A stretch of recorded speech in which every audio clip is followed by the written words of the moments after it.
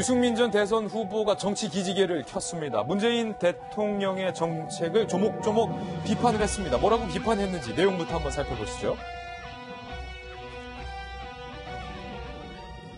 문 대통령의 복지와 인사가 박근혜 전 대통령과 똑같다. 실정을 하나하나 모아두고 있다. 취임 100일쯤 되면 할 말을 하겠다.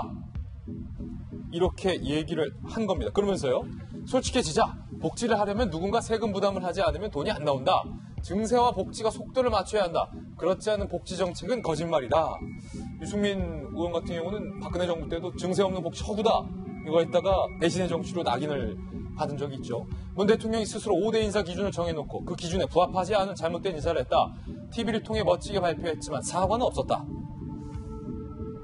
작심 발언을 한 건데 김병민 박사님, 어제 김무성 전 대표와 유승민 전 대선 후보가 나란히 공식석상의 모습을 드러낸 거죠. 네, 어저께 무슨 행사가 있었냐면은 이 바른정당 부산시당 한여름방에 토크쇼가 있었던 겁니다. 여기 이제 유승민 의원이 전 대권주자이기도 하고 바른정당 입장에선 상징적인 인물이기 때문에 모처럼 와갖고서는 여기에 참여했던 건데요.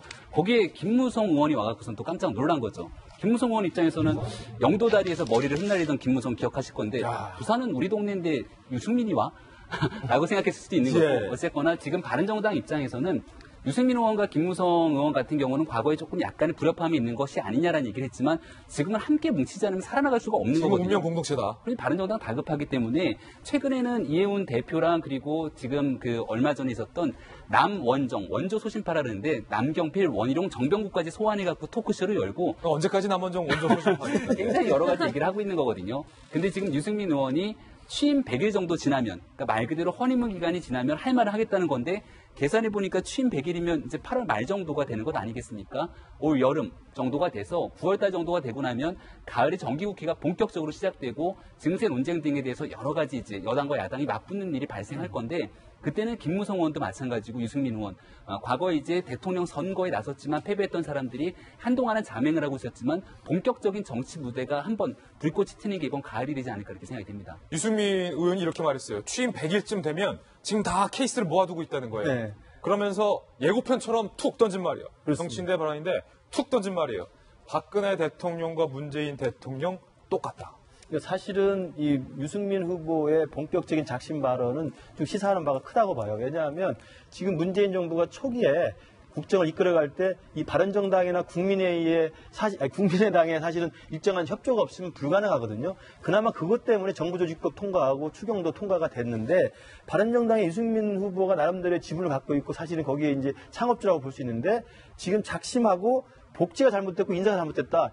이 이야기를 한 것은 제가 볼 때 다른 여러 가지 논란에도 불구하고 두 가지만 콕 집어서 이야기한 것은 굉장히 좀 고도의 개성이 있다고 보는데 이건 누가 봐도 문재인 정부가 항변할 수 없는 잘못이거든요. 증세 없는 복지는 허구다. 이건 유승민 후보의 트레이드마크 아닙니까? 트레이드마크죠. 자기 저작권 있는 발언입니다. 그렇죠. 이걸 정확히 한 거예요. 증세 안 한다고 하지 않았느냐. 근데 왜 지금 증세하느냐. 증세 없는 복지에 대한 자기의 정확한 신주를 이야기하면서 문재인 정부로 하여금 할 말을 얻게 만들었고 인사기준 5대 원칙도 사실은 문재인 대통령이 할 말이 없잖아요. 어물쩍 넘어간 거거든요. 그러니까 다른 뭐 원전이니 뭐 최저임금이 복잡한 쟁점은 뒤로 하고 복지 문제하고 인사 문제만 콕 집어서 이야기한 것은 문재인 정부로서도 정말 할 말 없게 만들면서 향후에 100일이 지난 다음에는 이제 본격적인 야당으로서 길을 가겠다 이런 것이어서 정말 8월 말 9월 초가 되면 정기국회 시작되면서 국민의당의 입장 그다음에 바른정당 입장이 어떻게 될지에 따라서는 정말 여야 간의 전운이 팽팽히 지금 감돌 것 같습니다. 김건도 부장님, 유승민 전 후보가 포석을 하나 딱 정치적인 포석 하나 둔 셈인데 그 인사와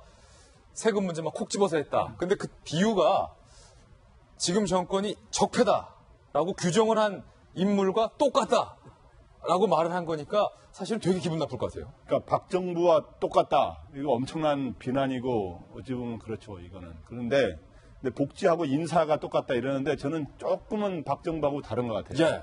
인사 문제 5대 원칙을 했다가 지키지 못한 점은 뭐 그건 비판받아 마땅한데 복지는 박근혜 정부는 증세 없다라고 하는 걸 계속 임기 말까지 강조했습니다. 담배세 인상이라든가 있었습니다만은 증세 없다라고 했지만 문재인 정부는 지금 사실상 증세안을 내놓지 않았습니까? 그런 점은 조금 다른데 어쨌든 똑같지는 않지만 비슷하다. 비슷하다. 네. 그게 더 기분 나쁘지 않을까요? 그런데 유승민 의원의 발언에서 제가 느끼는 같지 않지만 거는 비슷하다. 저기서 발언에서 느끼는 앞으로 중요한 건 뭐냐면 예. 그동안 유승민 의원이 지금 어디 갔지 하면서 할 정도로 말을 별로 안 해왔거든요. 근데 이제 일성을 던졌는데 과연 지금 현재 바른정당이 소위 여권이 주도하는 신3당 또는 4당의 공조체제로 들어가느냐, 진짜 선명한 야당의 길로 가느냐에 어느 쪽으로 할 거냐 궁금해요, 사람들이. 그러나 유승민 의원은 역시 야당의 길로 가겠다고 하는 걸 선언한 것으로 보인다. 예. 저는 신3당 또는 4당의 공조는 그렇게 오래 갈 건 아니다. 이렇게 보입니다. 그렇군요. 신사동 기사랑 함께하고 있습니다. 이번엔 세 번째 신사동을 만나보겠습니다.